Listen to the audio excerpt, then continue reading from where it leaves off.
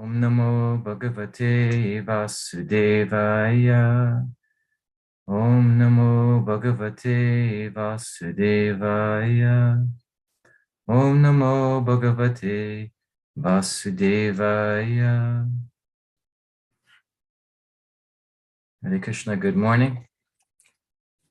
We're reading from Srimad Bhagavatam, Canto 10, Chapter 3, which is entitled The Birth of Lord Krishna, text 46.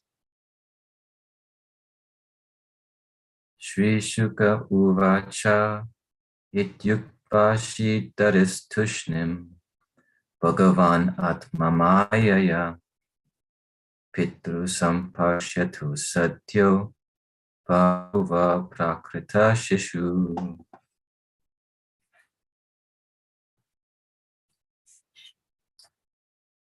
Shukadeva Goswami said, after thus instructing his father and mother, the Supreme Personality of Godhead, Krishna, remained silent. By his internal energy, he then transformed himself into a small human child. In other words, he transformed himself into his original form, Krishna's tu Bhagavan Swayam. Purport by His Divine Grace Bhaktivedanta Swami Prabhupada. As stated in the Bhagavad Gita, Sambhavami Atmamayaya, whatever is done by the Supreme Personality of Godhead is done by his spiritual energy. Nothing is forced upon him by the material energy. This is the difference between the Lord and an ordinary living being. The Vedas say, Parasya Shaktir Vivadaiva Shuyate, Sabhavika Jnana Balakriya Cha. This is from the Shvetashvatara Upanishad 6:8. It is natural for the Lord to be untinged by material qualities, and because everything is perfectly present in his spiritual energy, as soon as he desires something, it is immediately done.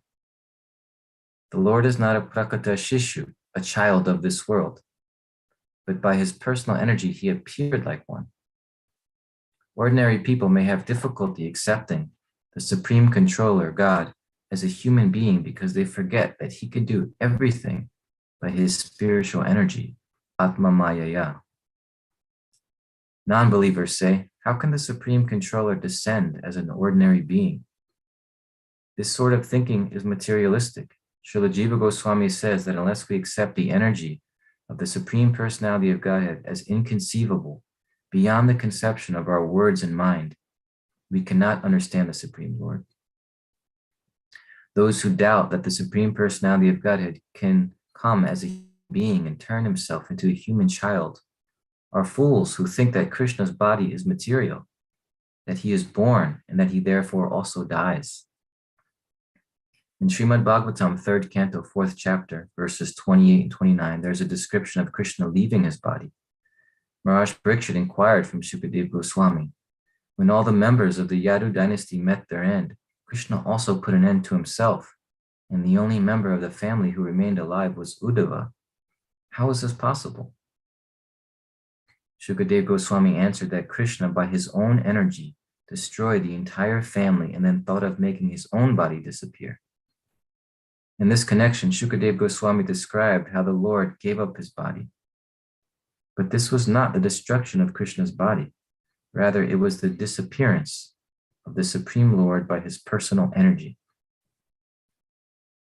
Actually, the Lord does not give up his body, which is eternal, but as he can change his body from the form of Vishnu to that of an ordinary human child, he can change his body to any form he likes. This does not mean that he gives up his body. By spiritual energy, the Lord can appear in a boy body made of wood or stone. He can change his body into anything because everything is his energy. As clearly said in the Bhagavad Gita, Bina Prakriti Astada, the material elements are separated energies of the Supreme Lord. If he transforms himself into the Archamurti, the worshipable deity, which we see as stone or wood, he is still Krishna. Therefore, the Shastra warns, Arche Vishnu Shiladir Gurusha Nara Mati. One who thinks that the worshipable deity in the temple is made of wood or stone, or who sees a Vaishnav guru as an ordinary human being, or one who materially conceives of a Vaishnav as belonging to a particular caste, is Naraki, a resident of hell. The Supreme Personality of Godhead can appear before us in many forms as he likes, but we must know the true facts. Janma karma chimi divyam evam yo veti tatpataha. By following the instructions of Sadhu, Guru, and Shastra, the saintly persons, the spiritual master, and the authoritative scriptures, one can understand Krishna, and then one makes his life successful by returning home, back to Godhead. Om Agyantimarandasya Gyananjana Shalakaya Chakshurun Militam Yena Tasmai Shri Gurave Namaha Shri Chaitanya Mano Bhishtam Stapitam Yena Bhutale Swayam Rupa Kadamayam Dadati Svapadantikam Vandeham Shri Guru Shri Padakamalam Shri Gurun Vaishnavamscha Shri Rupam Sagrajatam Sahagana Raganatanvitam Tam Sajivam Sadvaitam Savadutam Parijana Saitam Krishna Chaitanya Devam Shri Radha Krishna Padan Sahagana Lalita Shri Vishakanvitam Scha He Krishna Karuna Sindhu Dino Bandhu Jagat Pate Gopesha Gopika Kanta Radha Kanta Namostate Tapta Kanjana Gaurangi Radhe Vrindavaneshwari Devi Pranamami Hari Priye Vanchakalpatarubhyascha Kripa Sindhu Bhaivacha Patitanam Pavanebhyo Vaishnavebhyo Namo Namaha Jaya Shri Krishna Chaitanya Prabhu Nityananda Shri Advaita Gadada Shivasade Gaura Bhakta Vrinda Hare Krishna Krishna Krishna Hare Hare Hare Rama Rama Rama Hare Hare. So beg for the blessings of the assembled devotees. Adi Purush Prabhu asks for your blessings. May our words be aligned with Guru Parampara. May they bring pleasure to Shishi Radha Mulidhar. And may all the devotees be benefited by hearing Srimad Bhagavatam together. So again, this is 10th Canto, Chapter 3, entitled The Birth of Lord Krishna, text 46. Shukadev Goswami said, after thus instructing his father and mother, the Supreme Personality of Godhead, Krishna, remained silent. In their presence, by his internal energy, he then transformed himself into a small human child.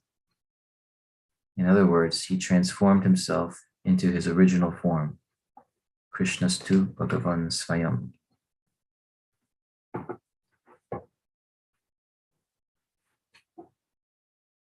So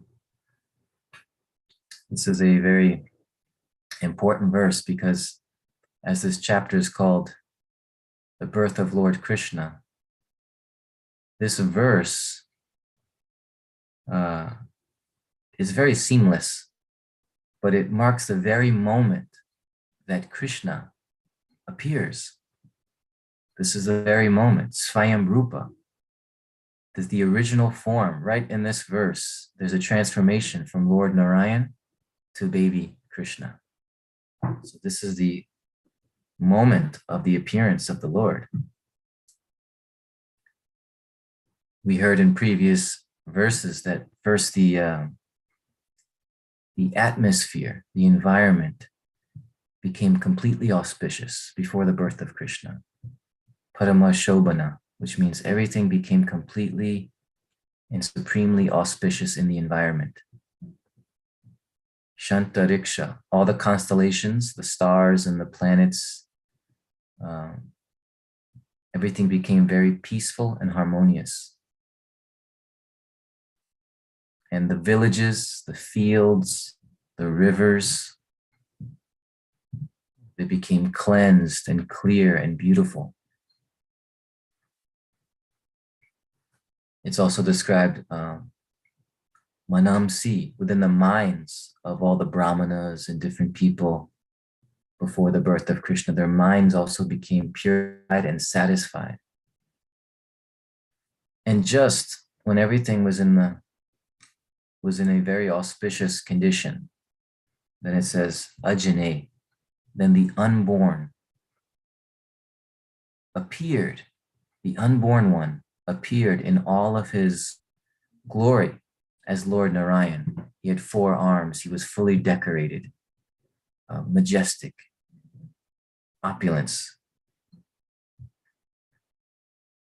He appeared in the prison chamber of Kamsa in that form of Lord Narayan. And when Vasudeva saw that form of Lord Narayan, he immediately just fell to the ground and began offering prayers.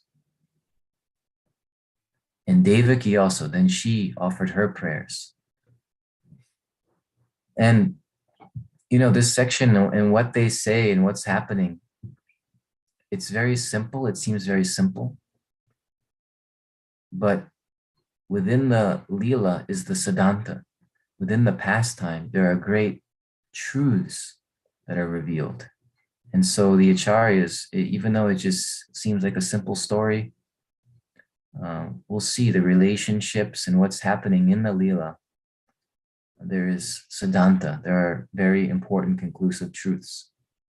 And that's also contained in this verse, this section.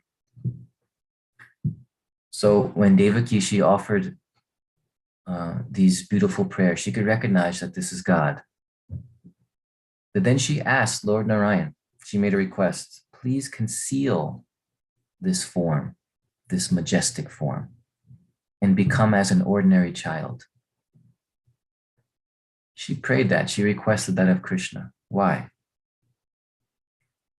She thought that if there's this, 4-armed form of Lord Narayan, surely when Kamsa comes, this form will create a commotion and Kamsa will try to kill you. That was her fear. So you see that, she knows this is God, but still what's coming out of her is this vatsalya rasa, this parental affection. Please change forms. I have to protect you. You have to be protected. If you're an ordinary child, and maybe Kamsa will leave it alone, but if he sees this, then he might attack. So she's recognizing that this is Vishnu, yet her parental affection is taking over. And this is the consciousness of Mathura. This is for the residents of Mathura, this is their consciousness, that Krishna, they know he's God, but they also love him as a sweet young boy. This is specifically the consciousness of the residents of Mathura. You can see in this previous verse, text 35, I just want to read it because it does represent the consciousness of the residents of Mathura. So these different places, Dvarka, Mathura, Vrindavan, they're not just places, they're simultaneously states of consciousness of the residents. So in Mathura, text 45, the previous verse, it's really perfectly described what their consciousness is in the previous verse. Krishna tells them, he tells Devaki and Vasudeva in text 45, previous verse, both of you, husband and wife, constantly think of me as your son, but always know that I am the Supreme Personality of Godhead. By thus thinking of me constantly with love and affection, you will achieve the highest perfection, returning home back to Godhead. You see, it's both there. I'm your son, but I'm the Supreme Lord. So different places in the spiritual realm, the relationship with Krishna differs. There's a difference, there's a distinction in the moods. For example, in Vaikuntha, it's Lord Narayan. Lord Narayan is not a baby, and he doesn't have any parents in Vaikuntha. He's just the supreme Lord of all, and that's the relationship, that this is our Lord and Master, right? That's Vaikuntha. And then you come to Dvarka. Now, in Dvarka, they know Krishna is the supreme Lord, but the interaction is closer. He has queens, he has friends, he has associates. Okay? So then, even more intimate, you come to Mathura. They also know he's God, but his form is the sweet boy. He's also very endearing in that form. And then you come to Vrindavan. What is Vrindavan consciousness? They no longer know that Krishna is God. He's only this loving boy. He's just the soul of their souls. They don't know he's God. So this is remarkable. So these places are states of consciousness. And in today's verse is when Lord Narayan transforms into Lord Krishna, the baby boy, beautiful boy. And it's kind of a transition verse because now Vasudeva will pick up that baby and bring him across the Jamuna to Vrindavan, where he belongs. So it's like this beautiful form appeared there in Mathura, but he's in the wrong environment. He has to be taken to Vrindavan because Devaki and Vasudeva know that this is God, but the residents of Vrindavan don't want to hear that. They don't, there's some rumors that maybe he's God's. People will sometimes say things like that. But if you go and try to tell Mother Yashoda that, we've been thinking about it and we think your son, Krishna, he may be the Supreme Personality of Godhead, then it's said that she will hit you with a broom. She'll hit you with a broom if you say that, because she won't even entertain the argument or get into it philosophically. She won't say, well, why do you say that? And just instinctively, she'll just hit you on the head with a broom. This is ridiculous. He's my son. That's the mood. He's Yashoda Dulal. He's the dear son of Yashoda, eternally. So in today's verse, now he's being brought, he will be soon, very, very soon brought to Vrindavan, because that's where Krishna belongs. In Vrindavan, Krishna's godhood is gone. He has, we hear that Krishna has 6 opulences. So 2 of them are especially prominent in Vrindavan. We know his beauty is prominent. Rupa Madhuri, his form is the sweetest of all forms in Vrindavan. And also his renunciation is prominent in Vrindavan. What does that mean? Why his renunciation is prominent in Vrindavan? He renounces his godhood. So his opulence of renunciation is always on display in Vrindavan because he's given up his position as God. That's the renunciation. That's the beauty of Krishna. That's the beauty of God. He gives that up for the sake of intimate relationship. So his supreme beauty and his supreme renunciation are especially prominent in Vrindavan. We know that the Srimad Bhagavatam is the ripened fruit of the Vedas. But what is the ripened fruit of the Srimad Bhagavatam? The ripened fruit, Jiva Goswami explains, Bhagavatam, there are many things, but there's also a ripened fruit of the Bhagavatam. What is that? It's Vrindavan Krishna. Specifically Vrindavan Krishna. This conception of God, where the opulence and the godhood is taken away and he's simply a sweet, loving, supreme person. And this revelation of God is so amazing in the world if you think about it. It's so amazing. Um, today's verse, this is the very first revelation of that. Lord Narayan now transforms into baby Krishna. And it says here, Atma Mayaya. He transforms by his own internal energy. Atma Mayaya. Babhuva Prakrita Shishu. By his own spiritual energy, he transforms into Prakrita Shishu, which means like an ordinary boy. He becomes like an ordinary boy. You know, Prakrita means like Prakriti, material nature, the ordinary nature. Shishu, like a little boy. Some people, when they read this section of Krishna Lila, they think, well, it looks like the baby Krishna is coming from Narayan, right? Narayan is the supreme because Narayan transforms into baby Krishna. So it looks like Narayan, you know, Narayan is more, of course, we know Lord Narayan is more powerful. He has 4 arms. He's majestic. So then that's why we think that, but we don't realize that it's not according to power, the supreme. Actually, love is above power. So Lord Narayan seems to be the more powerful one, and he's manifesting baby Krishna. But we kind of have it upside down because we're saying the more powerful, the more it must be God. But we're actually saying the more intimate love, the more that is actually God. And so it's reversed, that Krishna Swayam Bhagavan, he's Swayam Rupa, he's the supreme form of God.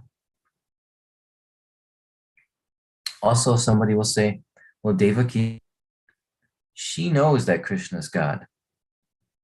And Yashoda does not know that Krishna is God. Therefore, Devaki is superior, right? If you're more knowledgeable than someone else, then it seems like you're in a superior position.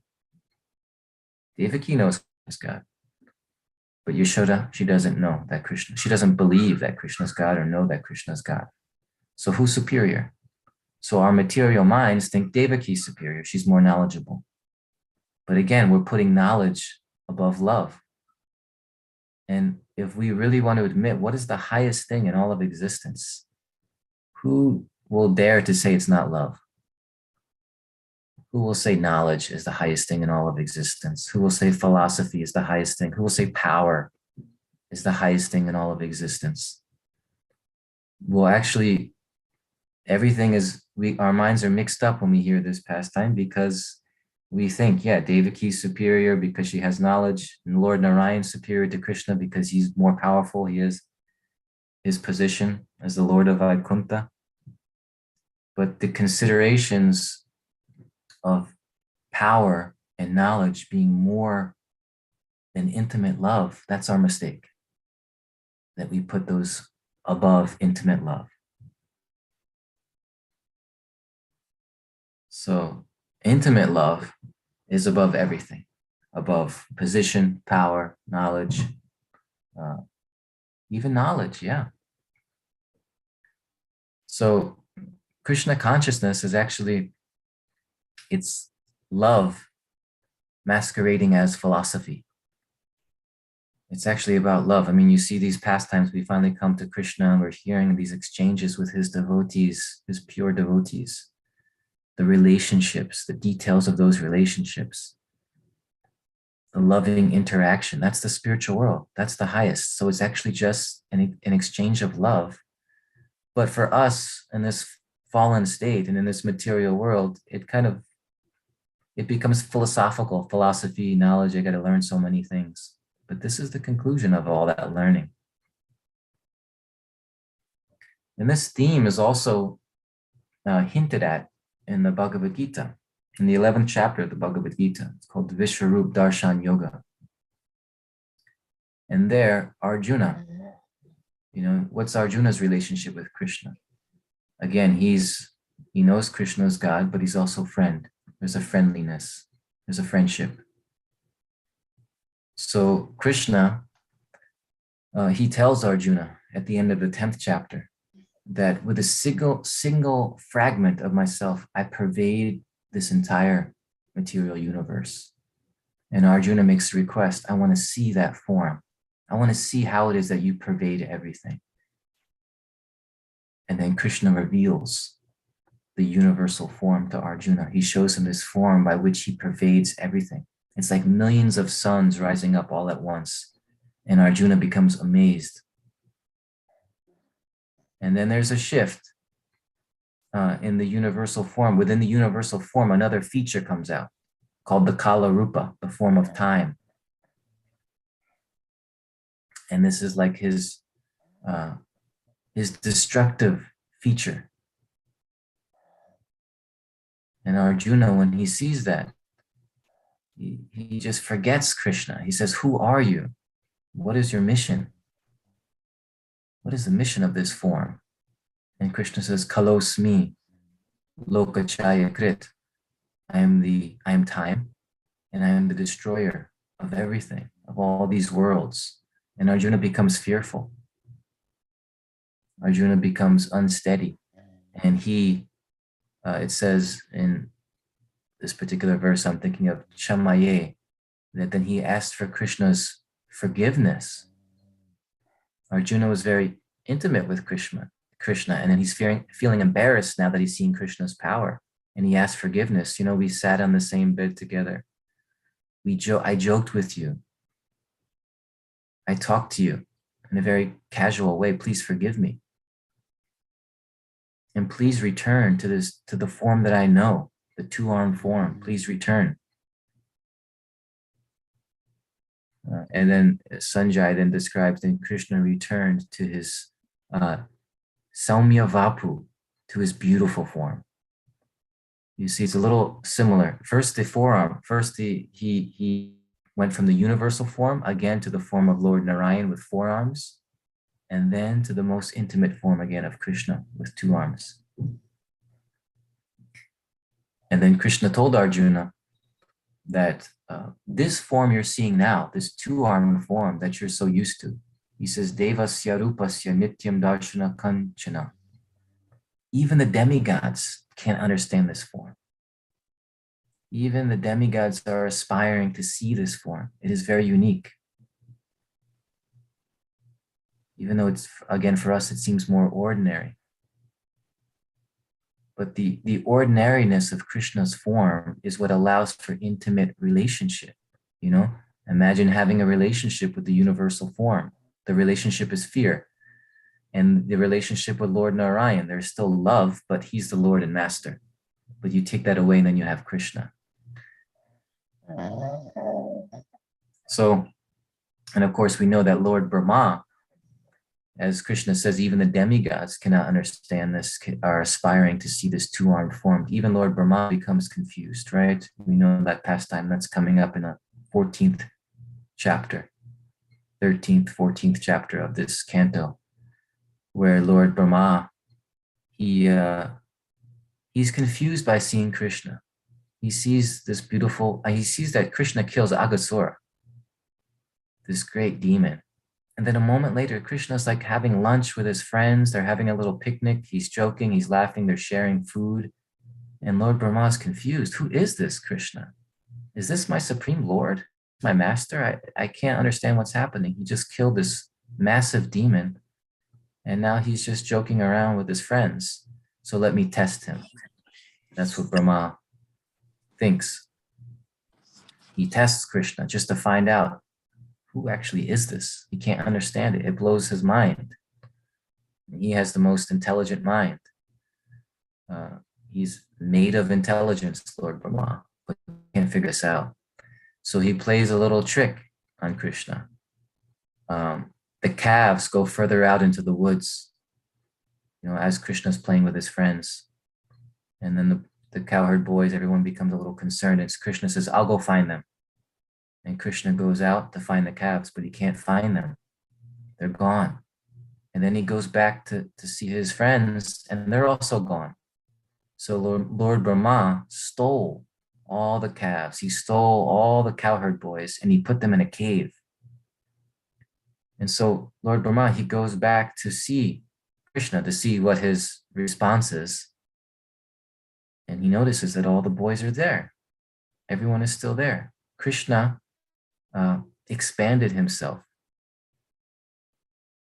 into all the cowherd boys, into all the calves, a perfect replica. All their mannerisms were exactly the same. Even the tone of their voice, everything, all their particulars were exactly and perfectly replicated by Krishna. So when Lord Brahma saw that they're all there, he went back to the cave to say, did they escape? What happened? He goes back to the cave and they're still in the cave. And then he went back to the village and they're in the village. And then he went back to the cave and they're still in the cave. So Lord Brahma became totally baffled. And then he could understand that he thought he was testing Krishna, but Krishna is actually testing him.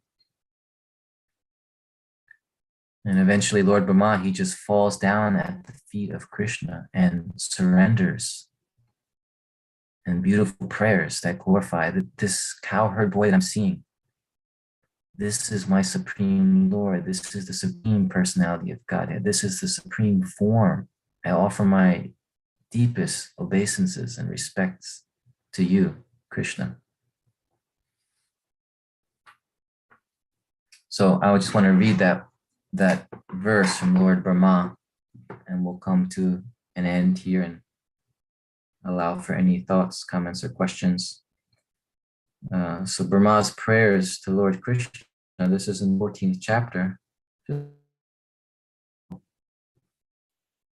Beautiful and connected to where we are, because Lord Brahma, this two-armed form of Krishna, baby Krishna, beautiful Krishna, is very confusing.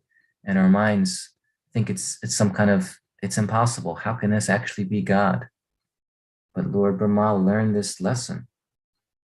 And then he starts reciting these prayers. Lord Brahma said, my dear Lord, you are the only worshipable Lord, the supreme personality of Godhead. Therefore, I offer my humble obeisances and prayers just to please you.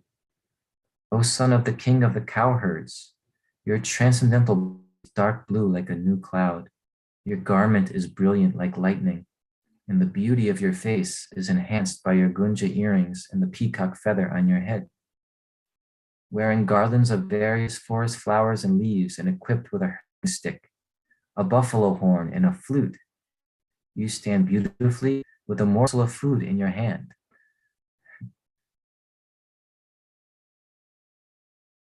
In the next verse, my dear Lord, neither I nor anyone else can estimate the potency of this transcendental body of yours, which has shown such mercy to me, and which appears just to fulfill the desires of peace.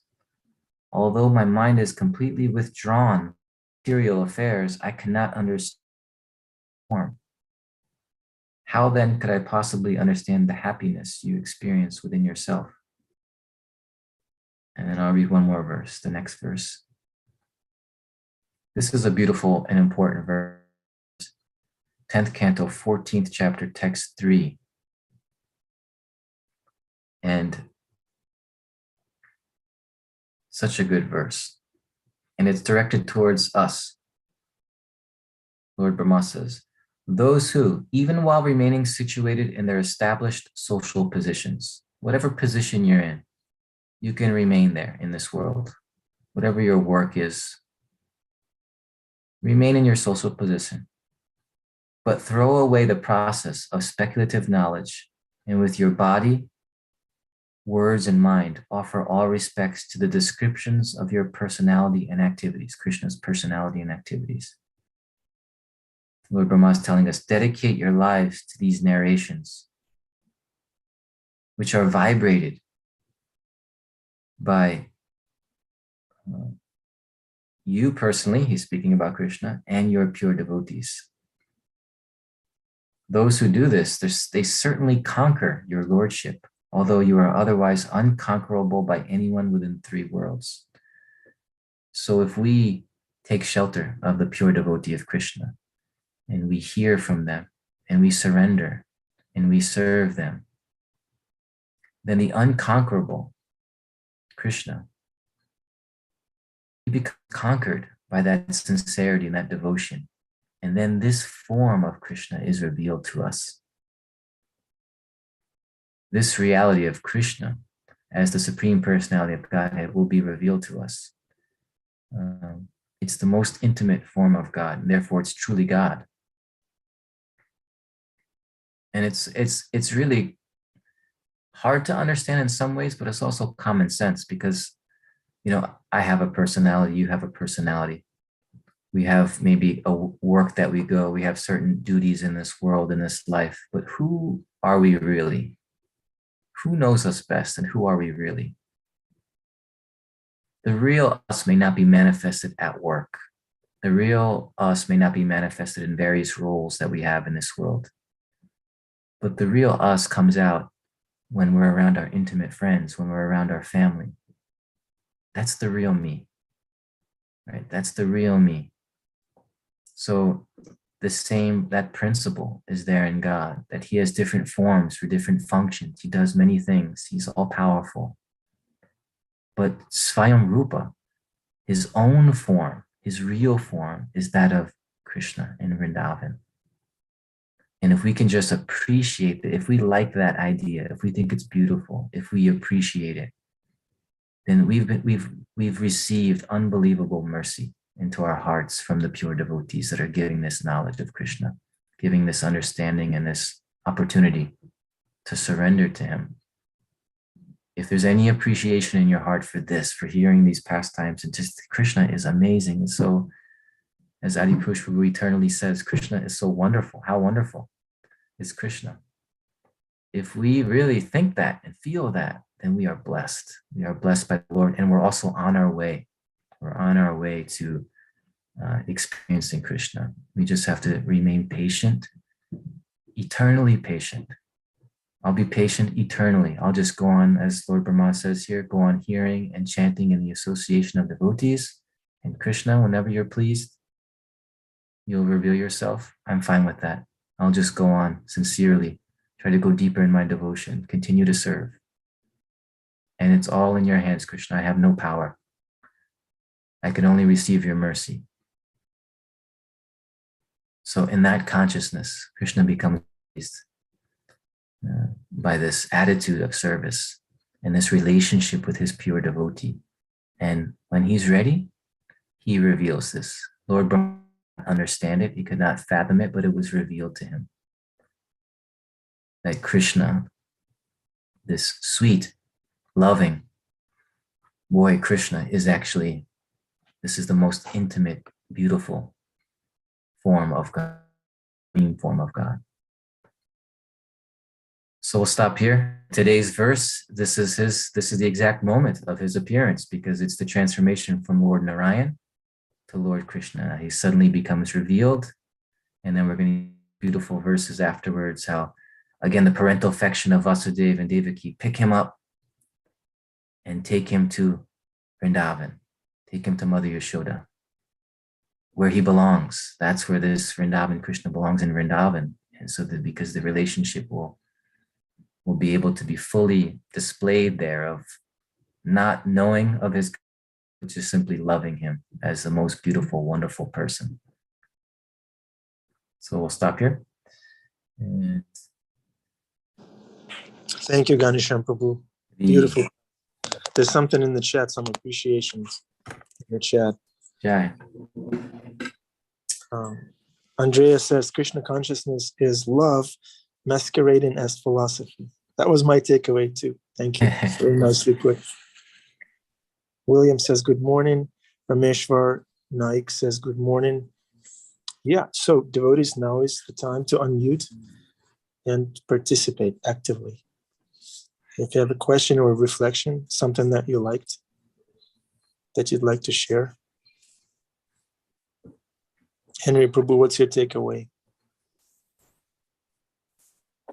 Love and love and love and nothing more. Nice.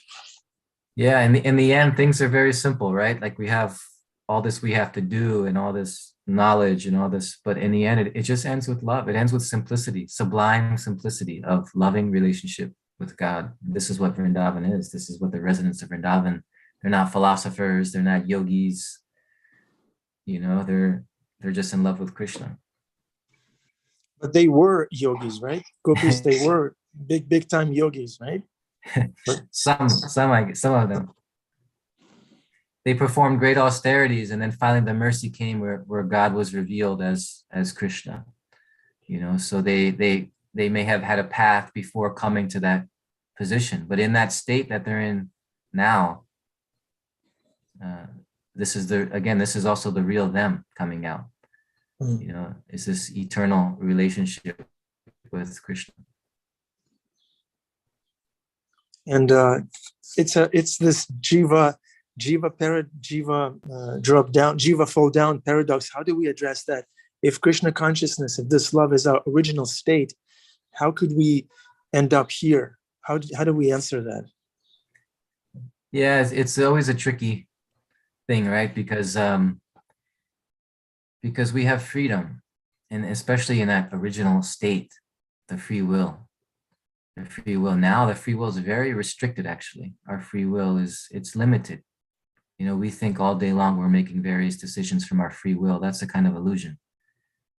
You know, we have some scars.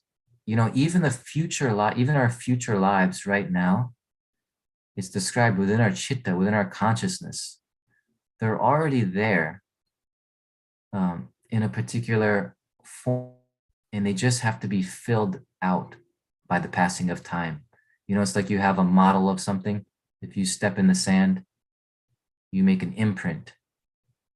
So some scars are like imprint in mind. They may not be filled out yet, but the model is already there for my future lives. And as time passes, time fills in, the prakriti starts to fill in that samskar, and it becomes an actual fact. It manifests.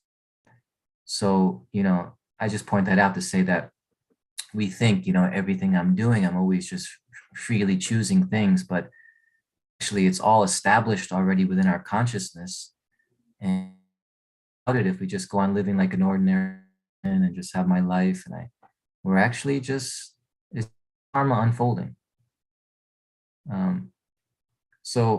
But when the pure devotee comes into the life of a person and another opportunity arises, we learn about these things. We learn how controlled we are.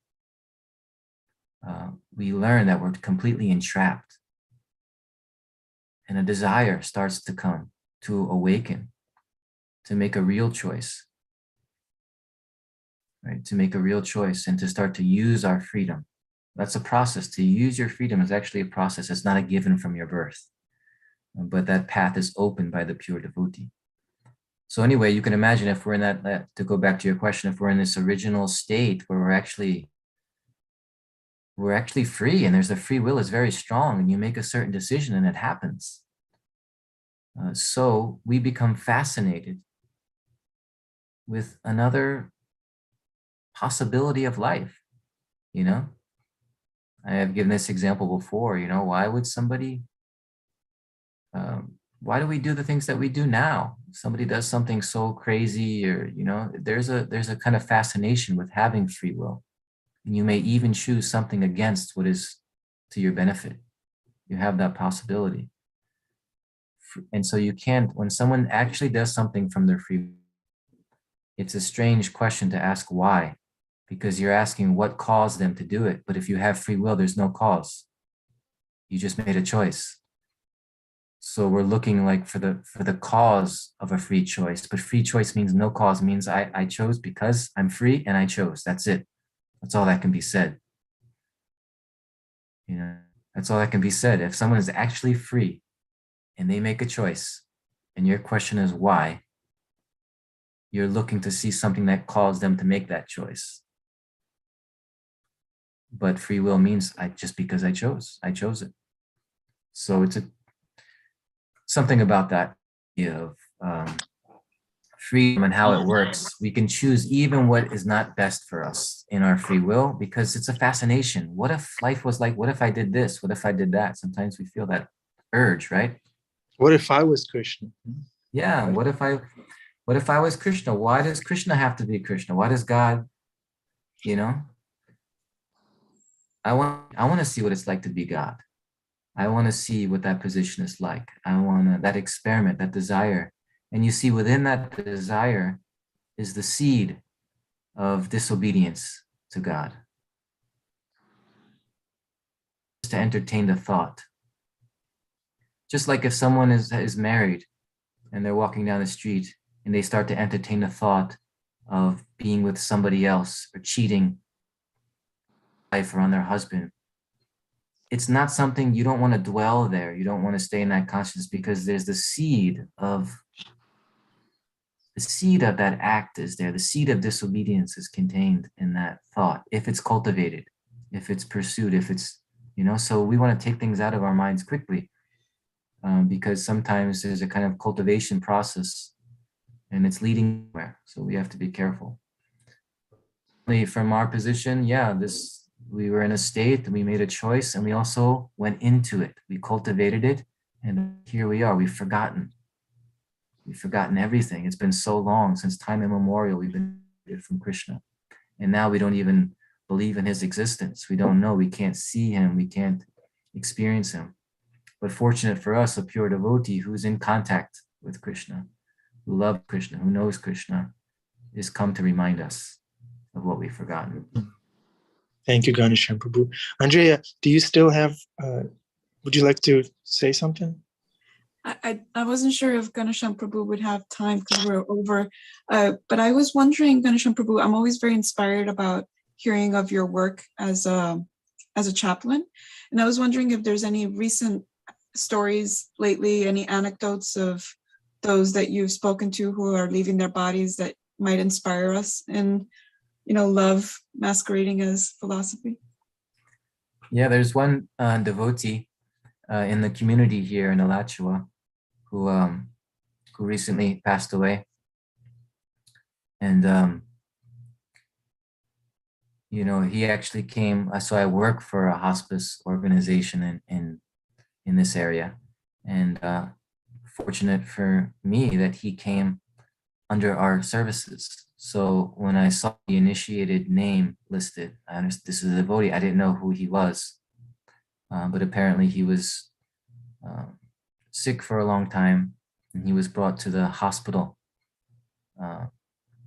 And so what's great, devotees have this thing here at the temple, and now they're just starting to make these, but it's kind of like a little kit, and they call it the Back to Godhead Kit, right? And it has everything in there. It has Vrindavan dust, it has Tulsi, it has Nrsingadev Kavacha, it has pictures of Prabhupada, it has a little radio that you can plug in and Prabhupada is singing and chanting. It has water from Ganga. It has beautiful pictures of Radha and Krishna, everything. And so I heard about this devotee who had just arrived at the hospital. So I went, and I went into the room, and he was in the ICU. He was intubated. It's like a breathing machine, helping him breathe. He was in a very bad condition. And when I walked in, I have a badge and I look like a hospital worker. But I came up to him, and even though he couldn't talk, he could see me and he could acknowledge me. And I said, Prabhu, my name is Ghanashyam Das. And I could see he was kind of like he looked like a hospital worker, like he can understand I'm a devotee. And I told him that Krishna, Prabhupada are bringing you gifts and blessing right now. So I was taking out each of the items and telling him, I would say, this is Vrindavan dust. And he went, yes, like, give it to me, And so I put Vrindavan dust on him. And I said, can I put tilak on you? And again, he went like this, yes. And I put tilak. And I said, this is from Nrsingadev Kavacha. And he said, yes. And I put it around him. And I said, this is Didi cloth. And he said, yes, this is all he could do. He couldn't actually speak. And he was kind of in and out of consciousness, but he knew he could see what was happening. And I said, Prabhupada, Krishna is coming to give you all this right now. Don't be afraid. It's okay. You just surrender your heart to Krishna now. That's all you need to do. Just from within your heart, surrender. And just covered him with Vrindavan dust. And then I put these pictures on the wall right in front of him of Prabhupada, of Radhesham, Gaur Nitai. And I said, this is a little radio, Prabhupada singing. And he went, yes, with his head. And I put it in, and Prabhupada was chanting. And I sat next to him and just chanted japa with him. And at some point, he was waving his arm a little bit, and I wasn't sure if he needed the nurse or he was uncomfortable in some way. And I went and got the nurse, and she came in, and she just, he didn't really need her for anything. He just kind of continued waving his arm. She left, and I got close to him, and I put my arm near his arm, and he grabbed my hand, and he just gripped it really tight. He was strong, he was like squeezing my hand. And that's all he wanted to do. And I stayed next to him, got really close to him, and just chanted the Maha Mantra.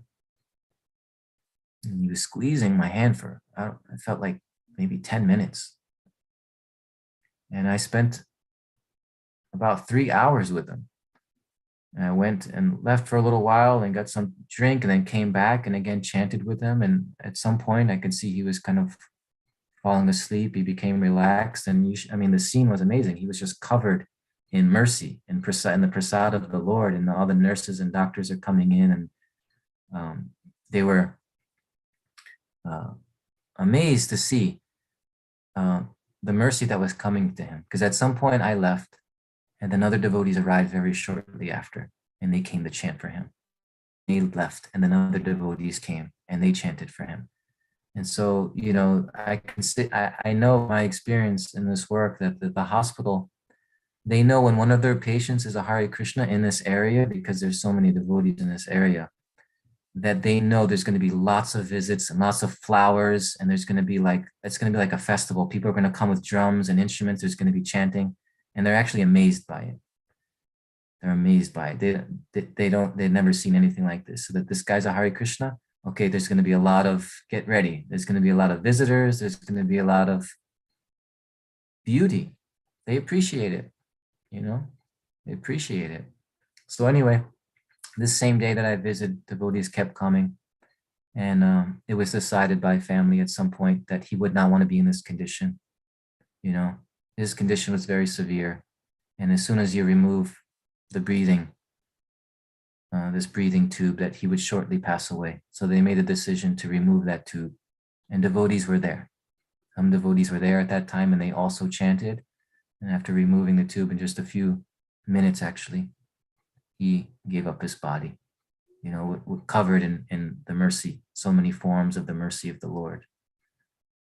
And so this is a glorious, this was obviously a very special devotee at that time, attracted this kind of attention from Krishna and Prabhupada, and everyone came to him.